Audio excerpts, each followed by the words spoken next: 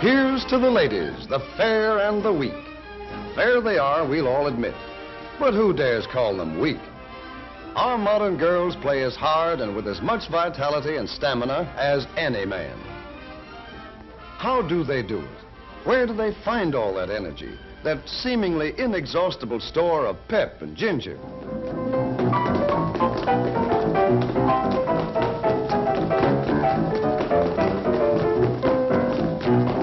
What is that whipcord resilience that lets the weaker sex play half the night, then bob up clear-eyed, ready for the next morning's work? This frail creature strikes her typewriter keys about 40,000 times a day, spaces 7,000 times, shifts to capitals and returns the carriage more than 1,000 times each. Altogether, a few ounces at a time, she exerts more than 5 tons of pressure on her dainty fingertips in one day's work. And any way you look at it, women's work is not for sissies. Most men would have a hard time of it if they were to change jobs with wife, mother, or girlfriend. The homemaker walks miles every day, from sink to icebox, from cupboard to stove, and from kitchen to dining table. Let's use some very special photography to compress the whole job of preparing a meal into a few seconds of time, to see how many steps it really takes to get dinner on the table. Remember, this is a hurry-up picture of just one meal out of more than 1,000. Is that what you'd call a blitz meal? Even an efficiency expert would be staggered by the amount of chasing around and indoor road work that the little woman takes as a matter of course. There's the stair-climbing event, for example, usually accomplished full tilt and with an armload of brooms, mops, blankets, and sundry household paraphernalia. Here's another hurry-up picture of the clinging vine whizzing through a day's program that would leave the average mountaineer gasping for breath. Each trip upstairs is the equivalent of lifting her own weight 12 feet. And at the rate of 20 trips a day, that's lifting about 12 tons of weight. Who said weaker sex? Ironing is another kind of work that's a lot of little jobs all rolled into one. Just to iron one of hubby's shirts, for instance, the iron may have to be lifted 20 or 30 times.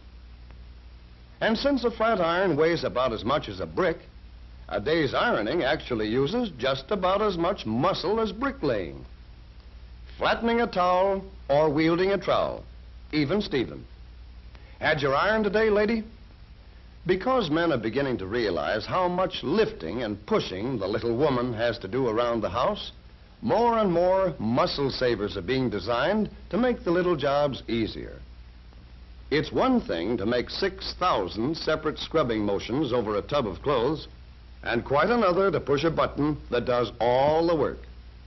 Here's another example of sheer brute force. Now, let's make a super scientific test. You'll notice that this girl is wearing a very special thimble. In fact, it isn't a thimble at all, but a gadget of springs and levers to measure the amount of force needed to sew on a button. And it's called an ergometer. According to the ergometer dial, it takes 18 units of force to push the needle through the cloth just once. In sewing stitch by stitch, that work adds up. Any man will admit that's a lot of work when it's called to his attention in the right way. And this is one way of calling it to his attention. This hurry-up picture shows that a stitch in time doesn't always save 9. And anyway, who wants to save 9 stitches when a machine can do all the work? A sewing machine is really an amazing invention, especially when you stop to think that a man invented it. Yet it's simple when you know how it works. We'll slow this one down so that for the first time on a theater screen, we can all see exactly what goes on inside a sewing machine.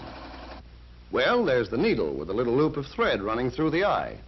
That's the eye right there close to the point. The needle carries the thread down through the cloth. At the same time, underneath the cloth, another little loop of thread is being carried in a moving carriage called a shuttle. The shuttle moves past the needle. The loops of thread cross each other and form a smooth stitch.